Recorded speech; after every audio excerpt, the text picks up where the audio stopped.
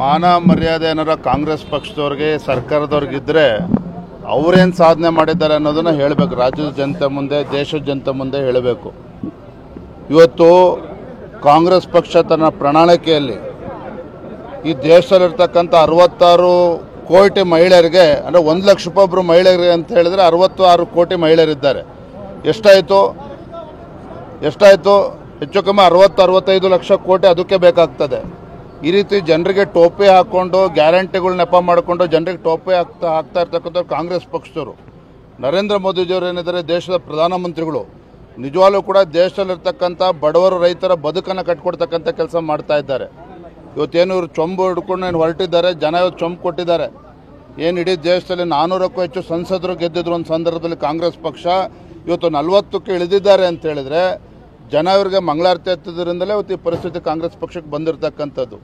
ಇವತ್ತೇನು ತಮ್ಮ ಏನು ಜಾಹೀರಾತು ಕೊಟ್ಟಿದ್ದಾರೆ, ಇವತ್ತು ರಾಜ್ಯದ ಜನರ ಮರ್ಯಾದೆ ತೆಗಿತಕ್ಕಂಥ ಕೆಲಸ ಇವತ್ತು ಕಾಂಗ್ರೆಸ್ ಪಕ್ಷ ಮಾಡ್ತಾ ಇರ್ತಕ್ಕಂಥದ್ದು.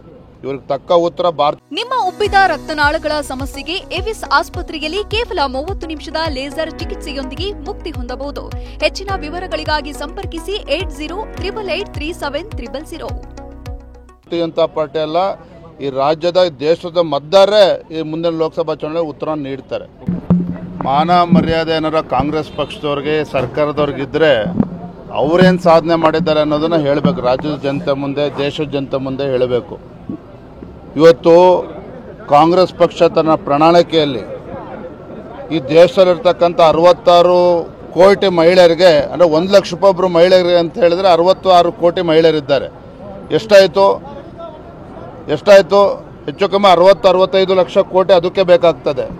ಈ ರೀತಿ ಜನರಿಗೆ ಟೋಪಿ ಹಾಕ್ಕೊಂಡು ಗ್ಯಾರಂಟಿಗಳು ನೆಪ ಮಾಡಿಕೊಂಡು ಜನರಿಗೆ ಟೋಪಿ ಹಾಕ್ತಾ ಇರ್ತಕ್ಕಂಥ ಕಾಂಗ್ರೆಸ್ ಪಕ್ಷದವರು, ನರೇಂದ್ರ ಮೋದಿಜಿಯವರು ಏನಿದ್ದಾರೆ ದೇಶದ ಪ್ರಧಾನಮಂತ್ರಿಗಳು, ನಿಜವಾಗ್ಲೂ ಕೂಡ ದೇಶದಲ್ಲಿರ್ತಕ್ಕಂಥ ಬಡವರು ರೈತರ ಬದುಕನ್ನು ಕಟ್ಕೊಡ್ತಕ್ಕಂಥ ಕೆಲಸ ಮಾಡ್ತಾ ಇದ್ದಾರೆ. ಇವತ್ತೇನು ಇವರು ಚೊಂಬು ಹಿಡ್ಕೊಂಡು ಹೊರಟಿದ್ದಾರೆ, ಜನ ಇವತ್ತು ಚೊಂಬು ಕೊಟ್ಟಿದ್ದಾರೆ. ಏನು ಇಡೀ ದೇಶದಲ್ಲಿ 400ಕ್ಕೂ ಹೆಚ್ಚು ಸಂಸದರು ಗೆದ್ದಿದ್ರು ಒಂದು ಸಂದರ್ಭದಲ್ಲಿ ಕಾಂಗ್ರೆಸ್ ಪಕ್ಷ, ಇವತ್ತು 40ಕ್ಕೆ ಇಳಿದಿದ್ದಾರೆ ಅಂತ ಹೇಳಿದ್ರೆ ಜನ ಇವರಿಗೆ ಮಂಗಳಾರತಿ ಎತ್ತಿದ್ರಿಂದಲೇ ಇವತ್ತು ಈ ಪರಿಸ್ಥಿತಿ ಕಾಂಗ್ರೆಸ್ ಪಕ್ಷಕ್ಕೆ ಬಂದಿರತಕ್ಕಂಥದ್ದು.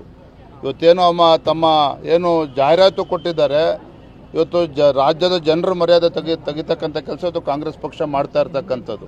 ಇವ್ರಿಗೆ ತಕ್ಕ ಉತ್ತರ ಭಾರತೀಯ ಜನತಾ ಪಾರ್ಟಿ ಅಲ್ಲ, ಈ ರಾಜ್ಯದ ದೇಶದ ಮತದಾರರೇ ಈ ಮುಂದಿನ ಲೋಕಸಭಾ ಚುನಾವಣೆ ಉತ್ತರ ನೀಡ್ತಾರೆ.